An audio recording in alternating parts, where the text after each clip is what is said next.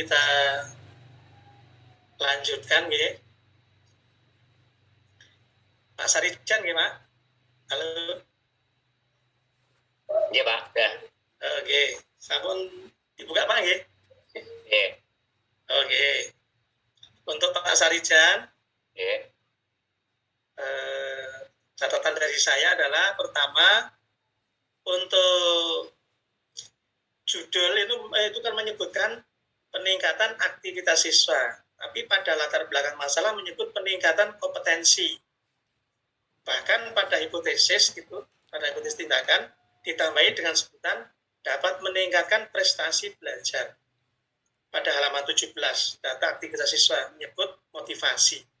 Ini mungkin jangan sampai simpang siur Pak, mungkin harus sesuai konsisten dengan judul saja, baik itu nanti di rumusan masalah, di latar belakang, di hipotesa, dan di urean Pak. Jadi satu saja maunya apa itu harus tegas. Itu sasaran judulnya itu ya Pak? Nah, harus gitu. Dan nanti kalau bola-balik itu kan konsekuensinya pada teori dan data toh Pak. Nanti repot jenengan. Itu nanti dampaknya pada apa? Pada data dan pada teori dan pada analisis. Nah itu nanti kan bisa buyar nanti. Oke, Pak Sarjan ya. Oke. Kemudian untuk rumusan masalah ini saya lihat juga belum sesuai Pak. Masalah belum sesuai dengan demikian pula pada tujuan penelitian belum sesuai Pak. Rumusan masalah. Kan tinggal 2 poin aja Pak. Bagaimana penerapan satu, lalu bagaimana hasil. Tapi yang jenengan ungkap di rumusan masalah itu kan rumusan masalah. Nah ini masih berdasar latar belakang, maka rumusan masalah dalam penelitian ini adalah meningkatkan aktivitas siswa pada pembelajaran materi sholat, jamak, dan qashar dengan metode problem solving. Mestinya kan ada 2 poin itu Pak, bagaimana menerapkan metode itu yang digunakan sebagai alat pemecahan masalah, kemudian yang kedua hasilnya, itu aja Pak. Ngaten Pak Sarijan? Iya Pak. Oke. Kemudian untuk referensi Pak, ini masih perlu ditambah mungkin terutama untuk memperluas dan mempertajam kajian landasan teori, kajian teori atau landasan teori. Itu Pak Nah, tadi berarti ketika rumusan masalah itu belum begitu jelas, berarti nanti akan dampaknya ke tujuan Pak, pertama tujuan penelitian dan juga kepada data yang diperoleh sekaligus analisis. Nah itu nanti untuk mungkin dicek ulang Pak Ini Pak. Sebab nanti kalau sampai ini menjadi karya jenengan lalu digunakan untuk kenaikan pangkat atau apa itu, ya mumpung belum terlanjur sampai ke situ Pak itu untuk diperbaiki. Nanti iman Pak, sebab nanti kalau malah dicorak-corak lagi kan jenengan yang capek itu. Ini yang mumpung ini masih kita bisa membahas bersama, monggo ini menjadi catatan. Siapa tahu nanti bermanfaat. Konten komen Pak Sarijan? Sementara cukup Pak. Cukup dulu. Oke, mantap dulu. Malah ini cepet ini.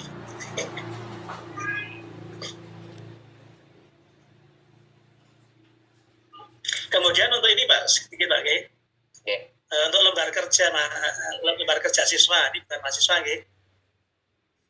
jurnal mengajar dalam pelaksanaan ini untuk PPL3 ini, kendala yang terjadi dalam pembelajaran dengan tulis siswa tidak berangkat semua sehingga kegiatan kurang optimal. Mestinya bukan masalah tidak berangkatnya Pak, tapi problemnya itu apa? Hanya ini sebenarnya lembar ini adalah kolom ini untuk apa itu? Untuk membantu kita berpikir Pak, dan menemukan masalah lalu solusinya kira-kira apa kan itu. Kan judulnya jelas tadi Bapak Ibu sekalian kendala yang terjadi dalam pembelajaran, lalu ketidaksesuaian antara RPP dengan pelaksanaan pembelajaran, itu kan jelas itu. Nah itu aja yang jadi pegangan. Kemudian kasus atau masalah yang muncul dalam pembelajaran itu apa? Itu kan enak. Nah itu lalu memandu Bapak Ibu sekalian, ini di luar Pak Sarijan itu bisa tadi fokus kepada masalah yang akan ditemukan datanya dan akan dianalisis. Jadi ini sebenarnya hanya memandu kita untuk berpikir, mempertajam pemikiran kita. Itu Pak Sarisan, nggih? Iya Pak. Kemudian saya lanjut ke Pak Sarijan, Bu Puji Nur Hidayati. Oke. Sampun buka, Bu? Bukan, Pak. Oke. Judulnya adalah penggunaan media laptop sebagai upaya peningkatan prestasi belajar PAI, materi indahnya sholat taraweh dan tadarus Al-Quran pada siswa kelas 5 SD Negeri Kaligesing semester 2 tahun 2001-2002. Ini berarti kan media laptop untuk mengatasi prestasi belajar yang mungkin selama ini tidak meningkat dalam hal materi sholat taraweh.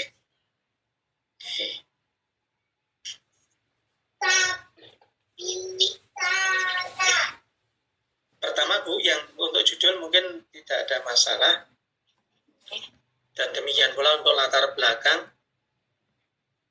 yang saya baca ini sudah ya menggunakan EndNote ini. Cuma nanti ada sedikit catatan terkait dengan EndNote ini nanti Bu. Tertulis apa ini? Cara penulisan EndNote misalnya halaman 10 sampai 11 Bu. Tertulis di situ adalah gerlah, tetapi ditulis Sanjaya dalam EndNote-nya. Mestinya kan tadi itu, kalau itu pendapatnya adalah gerlah, maka ya bukan Sanjaya tetapi ya gerlah itu. Jadi gerlah dalam karyanya Sanjaya berjudul apa kan, itu halaman 10 sampai 11 Bu, buat dicek. Halaman 10, halaman 11. Berarti sedangkan gerlah dalam buku Sanjaya kayak gitu nih Pak? Oke, halaman 10 dan 11. Kan itu toh? Oke. Nah ini, sedangkan gerlah memberikan pengertian media secara lebih luas. Nah itu ketika membuat EndNote-nya itu ya mestinya bukan Sanjaya, karena ini gerlah dalam Sanjaya. Gerlah judulnya apa Bu? Ditulis Bu ya. Gerlah judulnya apa? Dalam tanda kutip 2 itu biasanya judulnya ditulis. Lalu dalam Sanjaya, judul karya Sanjaya juga ditulis Bu. Jadi 2 karya itu ditulis. Karya gerlah ditulis, judulnya itu. Kemudian punya Sanjaya juga ditulis, judulnya itu. Ini Sanjaya yang mengutip gerlah gimana Pak? Nah ya itu tadi, gerlahnya itu ditulis, tapi nanti ditulis gerlah judulnya apa dalam Sanjaya. Nah itu. Tapi EndNote-nya tetap Sanjaya nggih? Oh bukan, karena itu pendapat gerlah ya. Saya ulangi Bu ya. Jadi yang berpendapat gerlah tahu Bu? Nggih. Nah, ketika dalam kurung itu ditulis gerlah, judulnya apa? Judul punya gerlah itu loh. Nggih. Nah itu harus dicari.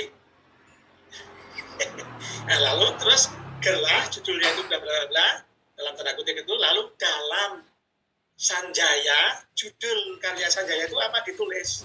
Nah itu. Lalu kemudian tahunnya adalah tahun punya si Sanjaya nggak apa. Tetapi yang rujukan utamanya adalah punya gerlah. Itu menghargai orang yang punya pikiran Bu, iman kasihan Bu. Itu etika dalam hal kita membuat sebuah karya ilmiah itu begitu. Karena itu pendapat orang, itu kan harus dihargai Bu. Pesane. Sudah mikir, Sanjaya kan tidak hanya ngutip. Kan seperti Ibu juga ngutip kan itu. Jadi posisi Sanjaya itu seperti Ibu ngutip juga. Nah, tapi kan pendapat utama adalah memiliki kepunyaan si gerlah. Itu Bu. Baik, Pak. Nyambung Bu ya? Oke. Kemudian jenis-jenis media untuk teori. Selanjutnya halamannya tadi Bu. Ya, ini sudah kerangka teori.